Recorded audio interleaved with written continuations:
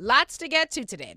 I'm in a conversational mood because we got some things to discuss, and it's important that we do so because we've gotten some recent reports and updates that have given us a real bit of insight into where things are going right now. We've been in this space now. What are we? It's 9 months in.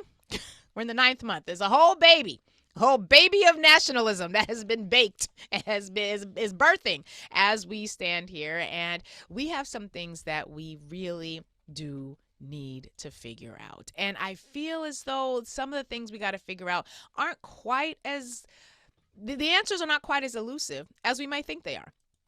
To the extent that they are elusive, it's because we don't want to, many of us, confront the realities of what the history is telling us about this moment. A lot of us don't want to confront the realities that the present is telling us about this moment, but we must.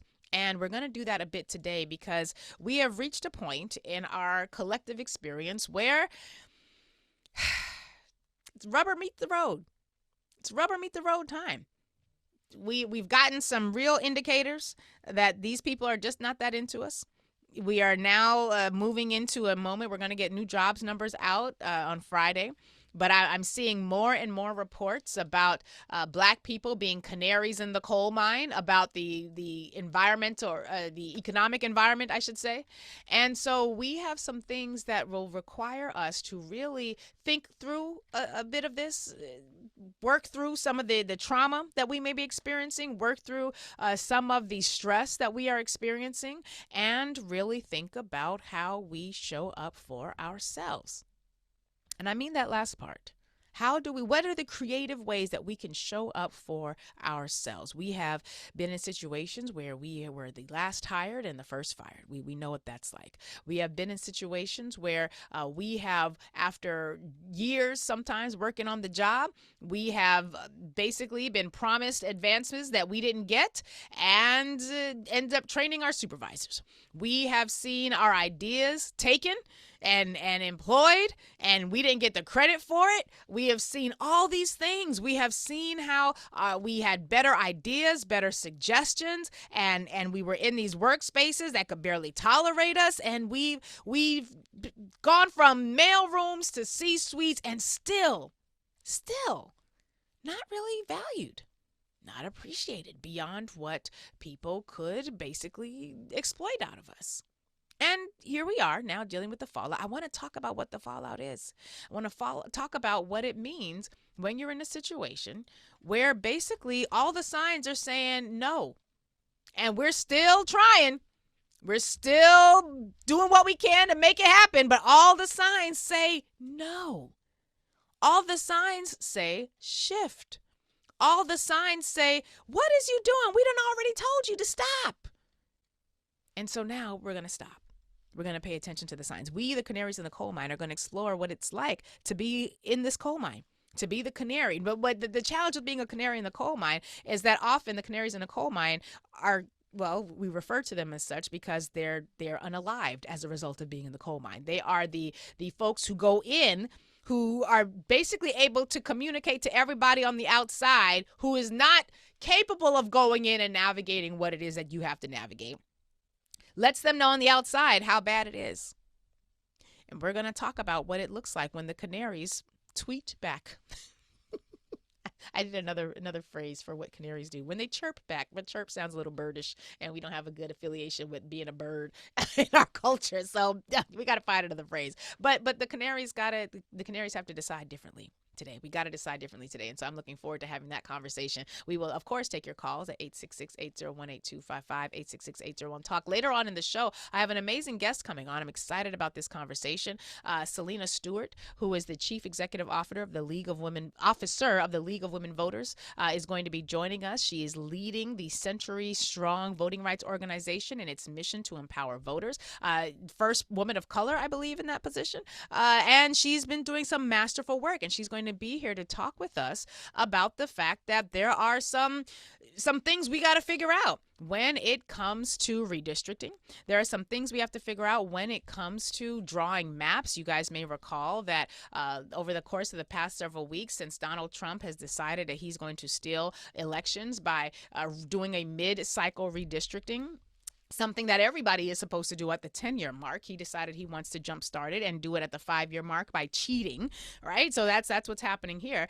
And basically, I have been very critical of this effort, as have many folks who are part of the redistricting and voting rights community, and as someone who has led organizations to do equitable redistricting. And for those of you who are new to the conversation about redistricting, we'll explain it more later, but just know that that is a very unsexy word that describes what happens when maps are drawn based on census data, population data. And those maps are electoral maps, and they determine who gets to vote with whom.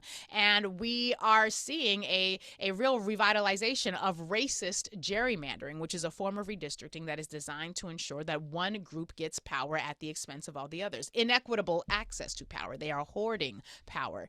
And we have seen a number of folks, President Barack Obama, Vice President Kamala Harris, Attorney General Eric Holder, have all come out in favor of the way in which states led by governors like Gavin Newsom, governors like Kathy Hochul, who is talking about it, governors like Andy Beshear, governors all across the country, Pritzker even, talking about the fact that they too can redistrict. So if the Republicans are going to steal seats in Republican-led states, then Democrats are saying, don't you worry, hold my democracy. We can do the same thing. We can do the same thing. But there's not uniformity about this. And the League of Women Voters had come out and said that they were not in favor of mid-cycle redistricting. They, as has my organization, had been a part of equitable redistricting efforts and basically recognized that redistricting can be used to disenfranchise voters. But for me, it was a bridge too far. It was simply a bridge too far to suggest that the Democrats were wrong to engage in mid-cycle redistricting. And they put out an initial statement that basically said, don't do it. And I said, well, that's bupkis. And so because this is an area of dispute, we gotta tease it out. So I'm so excited that the president of the League of Women Voters is going to be with us today. There's insight that organization has that we all need. There's insight that we have that they need. And so I'm looking forward to this discussion because we gotta figure some things out. And there's no better place than I know to have those sorts of conversations than here at Urban View. So we got a lot to get to today. And of course, before we get to any of it, we have a ritual on this show. Very, very important ritual. And for those of you who started school today, yes, my kids are all back in I act like I've got 11 kids. My 2 children are back in school. I have a college freshman and a 7th grader. I'm very tired. Very tired. I told Amina I woke up this morning. I'm doing this new workout situation because I'm trying to get my life together.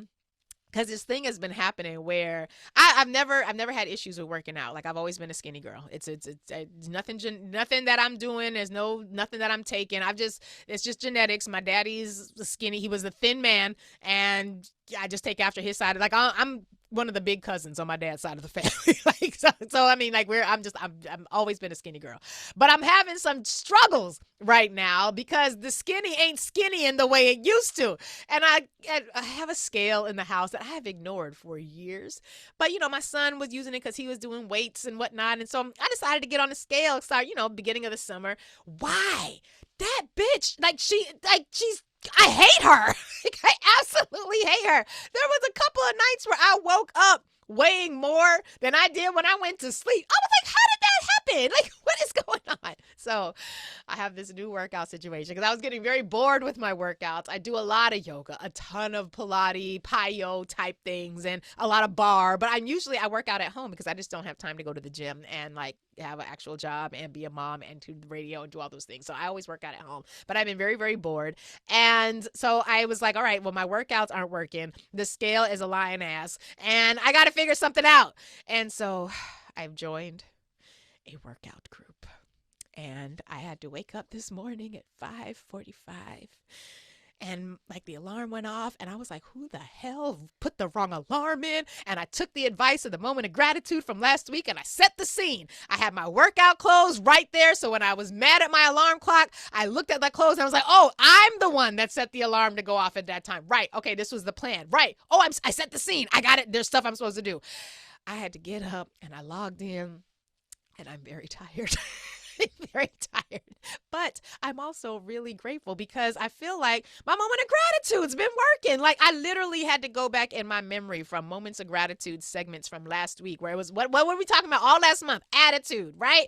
How we look at our circumstances, how we look at our challenges, and it all feels really good when I'm saying it behind the microphone until I have to say it to myself. And so that's what I experienced this morning. So yeah, I am tired, but I'm proud of myself because I got up, I did it, I worked out. I feel like I done had a whole work day and it's only 10:13 a.m. So we